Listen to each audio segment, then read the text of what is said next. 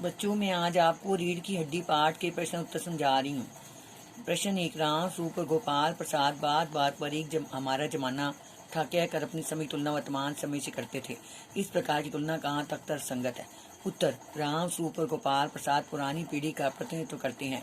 राम स्वरूप और गोपाल प्रसाद खाने पीने, खेल कूद, पढ़ाई लिखाई आदि बातों को लेकर अपने समय की तुलना वर्तमान से करते हैं। इस प्रकार की तुलना तर्कसंगत नहीं है, क्योंकि समय परिवर्तनशील है। समय के साथ साथ सभी चीज़ों में परिवर्तन होता है। परिवर्तन ही प्रकृति का नियम है, इसलिए हमें परिवर्तन को स्वीकार करना चाहिए। प्रश्न 2, राम स्वरूप का अपनी बेटी को उच्च शिक्षा दिलवाना और विवाह के लिए छिपाना या विरोधाभास उनकी किस व्यवस्था को उजागर करता है? उत्तर, एक ओर तो राम स्वरूप अपनी बेटी को बीए तक की शिक्षा दिलवाकर प्रगतिशीलता का परिचय देता है और दूसरी ओर वह लड़की के विवाह के लिए उसकी शिक्षा को छिपाकर दक्यानुसी विचारधारा का परिचय देता है। यह उसकी सामाजिक व्यवस्था को उजागर करता है, यह उसकी पुत्री के विवाह की व्यवस्था को प्रकट करता है।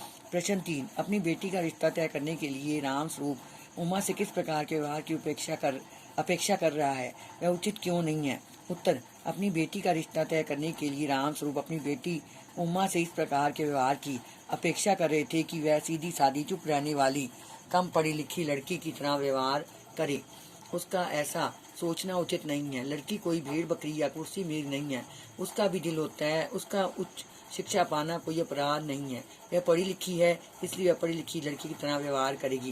गोपाल प्रसाद विवाह को बिजनेस मानते हैं और राम स्वरूप अपनी बेटी को शिक्षा को छिपाते हैं। क्यों? क्या आप मानते हैं कि दोनों ही समान रूप से अपराधी हैं? अपने विचार लिखें। उत्तर, हाँ, दोनों समान रूप से अपराधी हैं। गोपाल प्रसाद विवाह की पवित्रता को नहीं समझते थे, वे उसे बिजनेस की तरह लेते हैं और सौदा तय करने से पहले तरह तरह की जांच करते हैं। राम स्वरूप अपनी बेटी को शिक्षा तो दिलवाते हैं पर उसे छिपाते हैं। बेशक यह उनकी मजबूरी है। हमारी दृष्टि में उन्हें ऐसी जगह रिश्ता तय करने का प्रयास नहीं करना चाहिए था जहाँ लड़की की शिक्षा की कदर न हो। जब किसी बात को छिपाया जाता है तब यह गलत हो जाती है। शिक्षा दिलाकर उन्होंने कोई अपराध नहीं किया है।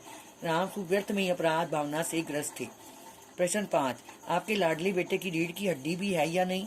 उमा इससे शंकर की किन कमियों की ओर संकेत करना चाहती है? उत्तर, उमा उपयुक्त कथन के माध्यम से शंकर की चारित्रिक कमियों की ओर संकेत करना चाहती है। शंकर लड़कियों के हॉस्टल के इर्द गिर्द घूमते हुए पकड़ा जाता है और नौकरानी के पैरों में पड़कर मुंह छिपाकर भागता है। इस प्रकार वह चारित्रिक रूप से गिरा हुआ, डरपोक, कमजोर, कायर है। उमा उसकी कमियों को उजागर करती है। प्रश्न 6, शंकर जैसे लड़के या उमा जैसी लड़की समाज को कैसे व्यक्तित्व की जरूरत है? तर्क सहित उत्तर दीजिए। उत्तर, समाज को शंकर जैसे लड़के की आवश्यकता नहीं है, क्योंकि शंकर जैसा व्यक्तित्व समाज को दक्यानुसी की ओर धकेलता है और समाज को चारित्रिक पतन की ओर धकेलता है। उमा जैसी लड़की की समाज को आवश्यकता है, क्योंकि वह स्पष्टवादी, दृढ़ निश्चयी और साहसी है। ऐसा व्यक्तित्व ही समाज को सही दिशा दे सकता है। प्रश्न 7, रीढ़ की हड्डी की सार्थकता स्पष्ट कीजिए। उत्तर, इस एकांकी का शीर्षक सर्वथा उपयुक्त है, यह सार्थक भी है। शरीर में रीढ़ की हड्डी का महत्वपूर्ण स्थान है, यह उसे सीधी रखती है। यह दशा समाज की भी है। शंकर जैसे युवक रीढ़ की हड्डी के बिना है, उसका कुछ भी व्यक्तित्व नहीं है। वे चरित्रहीन है, वे दूसरों के इशारों पर चलती हैं। ऐसा लगता है कि उनकी रीढ़ की हड्डी है ही नहीं, तभी तो उसे बैकबोन बिना कहा जाता है। यह शीर्षक एकांकी की भावना को व्यक्त करने में पूर्णतः समर्थ है। प्रश्न 8, कथा वस्तु के आधार पर आप किस एकांकी को प्रमुख मानते हैं और क्यों?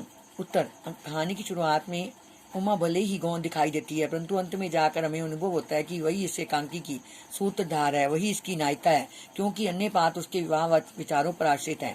उमा के माध्यम से लेखक अपनी वाणी को प्रभावी ढंग से मुखरित कर पाया है। उमा अपने सशक्त व्यक्तित्व का परिचय देकर अन्य पात्रों पर हावी हो जाती है। कथा वस्तु उसके इर्द गिर्द घूमती है। बच्चों, आपने ये सारा पाठ याद